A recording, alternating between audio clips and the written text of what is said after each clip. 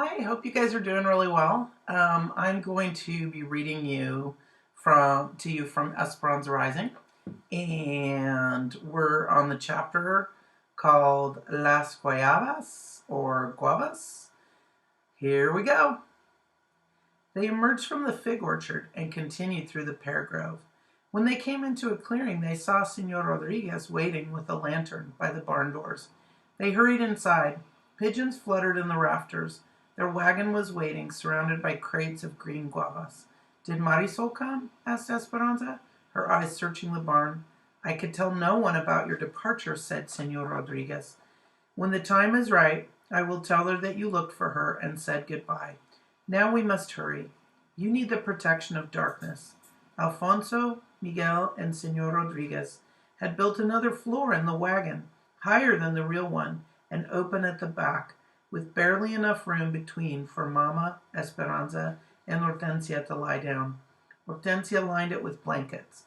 Esperanza had known about the plan, but now she hesitated when she saw the small space. "Please, can I sit with Alfonso and Miguel?" "Mija, it is necessary," said Mama. "There are too many bandits," said Alfonso. "It is not safe for women to be on the roads at night. Besides, your uncles have many spies, remember?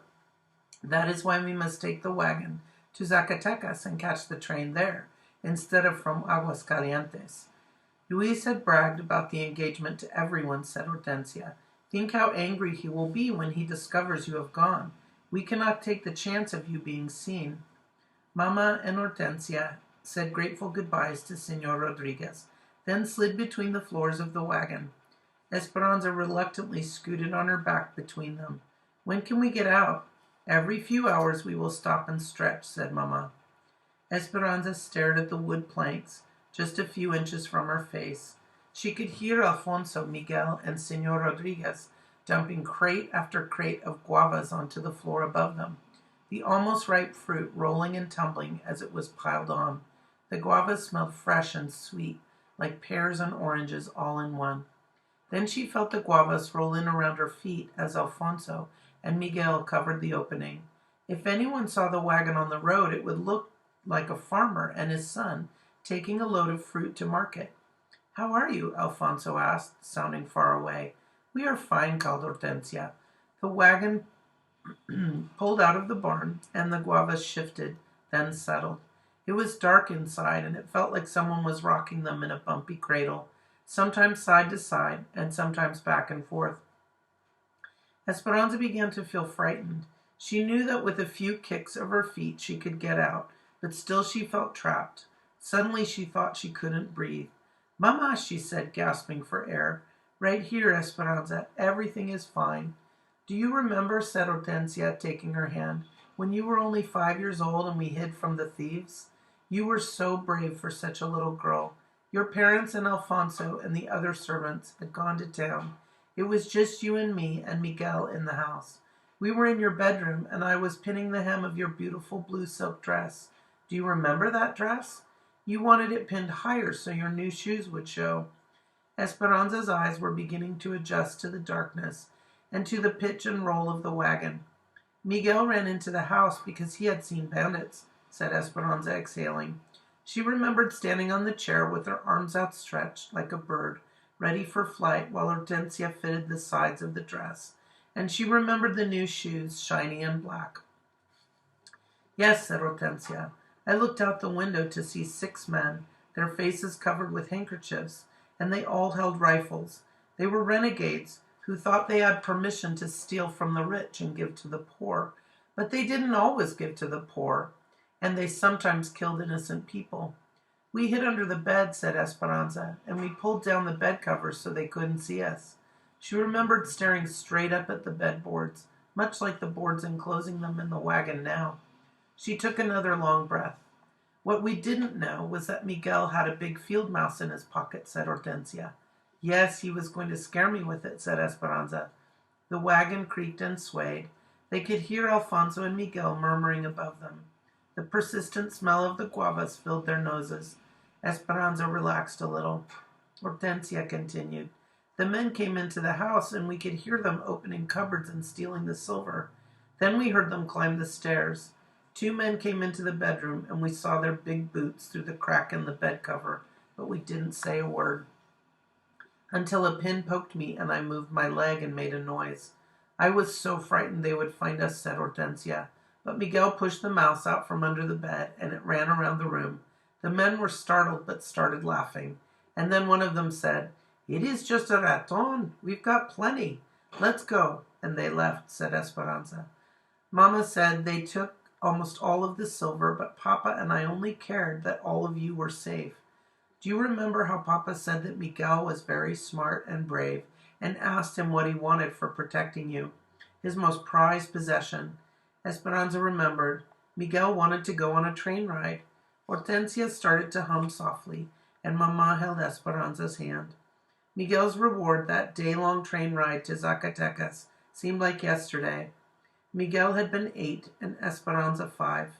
She wore the beautiful blue silk dress and could still see Miguel standing at the station, wearing a bow tie and practically shining, as if Hortensia had cleaned and starched his entire body. Even his hair was slicked down, smooth, and his eyes gleamed with excitement. He was mesmerized by the locomotive, watching it pull slowly in. Esperanza had been excited too. When the train arrived, all spluttering and blustery, porters had hurried to escort them, showing them the way to their car. Papa took her hand and Miguel's, and they boarded, waving goodbye to Alfonso and Hortensia. The compartment had seats of soft leather, and she and Miguel had bounced happily upon them.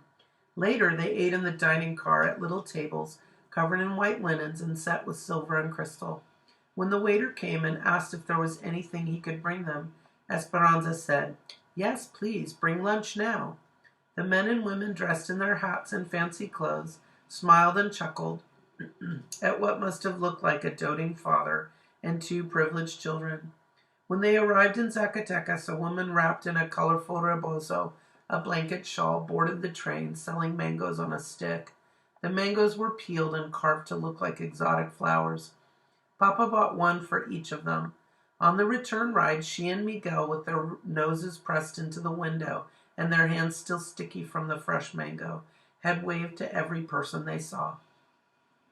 The wagon jostled them now as it hit a hole in the road. Esperanza wished that she could get to Zacatecas as fast as they had that day on the train, instead of traveling on back roads, hidden in a slow wagon. But this time she was buried beneath a mountain of guavas and could not wave to anyone. There was no comfort, and there was no Papa. Esperanza stood at the station in Zacatecas, tugging at the second-hand dress. It didn't fit properly and was the most awful yellow, and even though they had been out of the wagon for some hours, she still smelled like guavas. It had taken them 2 days to arrive in Zacatecas, but finally that morning they left the wagon, hidden in a thicket of shrubs and trees, and walked into town. After the discomfort of the wagon, she was looking forward to the train. The locomotive arrived, pulling a line of cars and hissing and spewing steam, but they did not board the fancy car with the compartments and leather seats, or the dining car with the white linens.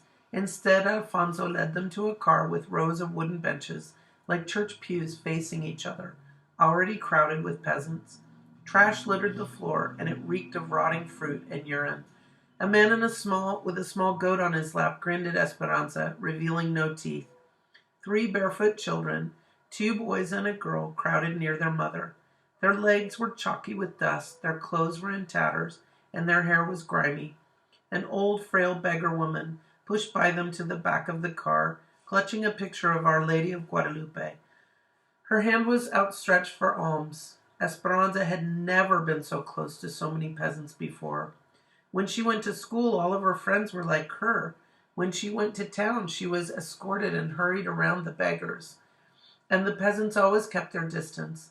That was simply the way it was. She couldn't help but wonder if they would steal her things. "Mama," said Esperanza, stopping in the doorway, "we cannot travel in this car. It is not clean, and the people do not look trustworthy." Esperanza saw Miguel frown as he edged around her to sit down. Mama took her hand and guided her to an empty bench, where Esperanza slid over next to the window. Papa would never have had us sit here, and Abuelita wouldn't approve, she said stubbornly. Mija, it is all we can afford, said Mama. We must make do. It is not easy for me either, but remember, we are going to a place that will be better than living with Tio Luis, and at least we will be together. The train pulled out and settled into a steady motion. Hortensia and Mama took their crocheting, and Mama was used to a small hook and white cotton thread to make carpetas, lace doilies, to put under a lamp or vase. She held up her work to Esperanza and smiled. Would you like to learn? Esperanza shook her head. Why did Mama bother crocheting lace? They had no vases or lamparas to put on top of them. Esperanza leaned her head against the window. She knew that she did not belong here. She was Esperanza Ortega from El Rancho de las Rosas. She crossed her arms tight and stared out the window. For hours, Esperanza watched the undulating land pass in front of her. Everything seemed to remind her of what she had left behind. The nopales reminded her of Abuelita, who loved to eat the prickly pear cactus sliced and soaked in vinegar and oil. The dogs from the small villages that barked and ran after the train reminded her of Marisol, whose dog Capitan chased after trains the same way. And every time Esperanza saw a shrine decorated with crosses, flowers, and miniature statues of saints next to the rails, she couldn't help but wonder if it had been someone's father who had died on the tracks, and if somewhere there was another girl who missed him too. Esperanza opened her valise to check on the doll, lifting it out and straightening her clothes. The barefoot peasant girl ran over. Mona, she said, and reached up to touch the doll. Esperanza quickly jerked it away and put it back in the valise, covering it with the old clothes. Mona, Mona, Mona, said the little girl, running back to her mother, and then she began to cry. Mama and Hortensia both stopped their needles and stared at Esperanza. Mama looked across at the girl's mother. I am sorry for my daughter's bad manners. Esperanza looked at Mama in surprise. Why was she apologizing to these people? She and Mama shouldn't even be sitting in this car. Hortensia looked from one to the other and excused herself. I think I will find Alfonso and Miguel and see if they bought tortillas at the station. Mama looked at Esperanza. I don't think it would have hurt to let her hold it for a few moments. Mama, she is poor and dirty and, said Esperanza, but Mama interrupted. When you scorn these people, you scorn Miguel, Hortensia, and Alfonso, and you embarrass me and yourself. As difficult as it is to accept, our lives are different now. The child kept crying. Her face was so dirty that her tears washed clean streaks down her cheeks. Esperanza suddenly felt ashamed, and the color rose in her face, but she still pushed the valise farther under the seat with her feet and turned her body away from Mama. Esperanza tried not to look back at the little girl, but she couldn't help it. She wished she could tell the little girl's mother that she had always given her old toys to the orphanage, but that this doll was special. Besides, the child would have soiled it with her hands. Mama reached into her bag and pulled out a ball of blanket yarn. Esperanza, hold out your hands for me. She raised her eyebrows and nodded toward the girl. Esperanza knew exactly what Mama intended to do. She had done it many times before. Mama wrapped the yarn around Esperanza's outstretched hands about 50 times until they were almost covered. Then she slipped a string of yarn through the middle of the loops and tied a tight knot before Esperanza removed her hands. A few inches below the knot, Mama tied another snug knot around all the yarn, forming a head. Then she cut the bottom loops, separated the strands into sections, and braided each section into what looked like arms and legs. She held the yarn doll up, offering it to the little girl. She ran to Mama, smiling, took the doll, and ran back to her own mother's side. The mother whispered into the girl's ear. Shyly she said, Gracias, thank you. De nada, you're welcome, said Mama. The woman and the children got off the train at the next stop. Esperanza watched the little girl stop in front of their window, wave to Mama, and smile again before she walked away. She made the yarn doll wave but goodbye too. Esperanza was glad the girl got off the train and took the silly yarn doll with her. Otherwise, she would have been reminded of her own selfishness and Mama's disapproval for miles to come. We're going to stop right there. We will read more I'll keep posting more videos of me reading to you. And I'm also going to try to post a bedtime video so that you guys have a bedtime story. Anyway, I hope you're all feeling well and hope you all had a good weekend. I'll miss seeing you tomorrow, but we can see each other online and keep in touch. And I will talk to you later. Bye.